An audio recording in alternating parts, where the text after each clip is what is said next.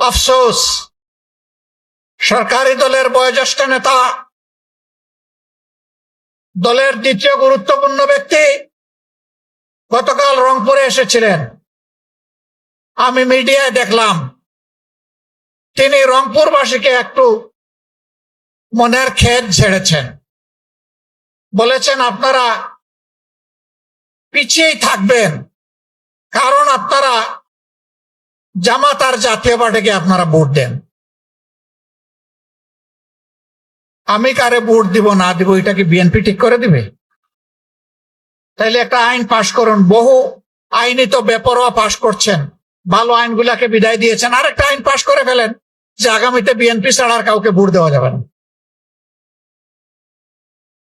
তখন জনগণ তাদের চূড়ান্ত সিদ্ধান্তটাও নিয়ে নিবে ইনশাআল্লাহ। 2 নম্বর, রাষ্ট্রের উন্নয়ন কি কারো বাবার তহবিল থেকে হচ্ছে?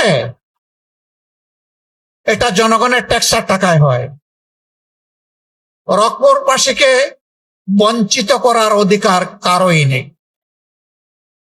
এই বৃহত্তর রংপুরবাসীকে গাইবান্ধা, রংপুর, কুড়িগ্রাম, লালমনিরহাট, নীলফামারী এই জেলার জনগণকে যারা বঞ্চিত করবে তারা হইল গণদুশ্মন।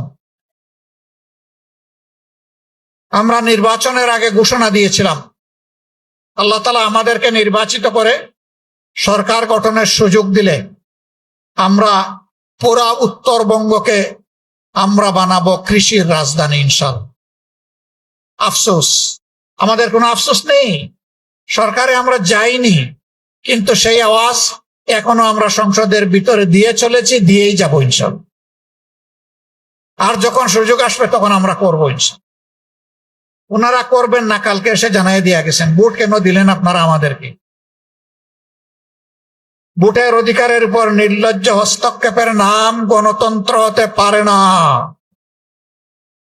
বয়স অনেক হয়েছে আমার এই বন্ধুর, আমি অনুরোধ করব আপনার বক্তব্য প্রত্যাহার করে আপনি রংপুরবাসীর কাছে দুঃখ প্রকাশ করুন।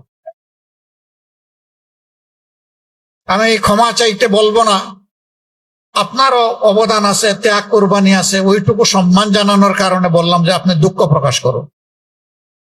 তাহলে জনগণ বুঝবে যে জনগণকে আপনারা অপমানিত করছেন না। এই যে 2টা ছেলেকে হত্যা করা হলো, এখন কি আমরা আরো 2 জনকে হত্যা করব? হত্যার রাজনীতি আমরা চাই না। কিন্তু একটা কথা মনে রাখবেন, আমি ভদ্রলোক, আমার ঘাড়ে যদি কেউ পা রাখে প্রথমে বলবো সরি, এটা পা রাখার জায়গা নয়, এটা সরায়। যদি না সরায় আস্তে করে হাত দিয়ে বলবো আপনার পাটা সরান। তাতেও যদি না সরায় গায়ের সমস্ত শক্তি দিয়ে বাঘের ঝাপটা দিয়ে ঝাড়া দিয়ে বলবো এটি তোমার পা রাখার জায়গা নয়।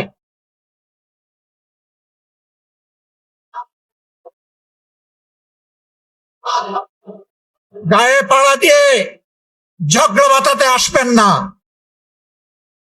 আল্লাহ তাআলা ধৈর্য ধরার জন্য মুমিনদেরকে বলেছেন, কিন্তু আবার সমান সমান প্রয়োজনে সমঝাইয়া দেওয়ার কথাও অনুমতি দিয়েছেন।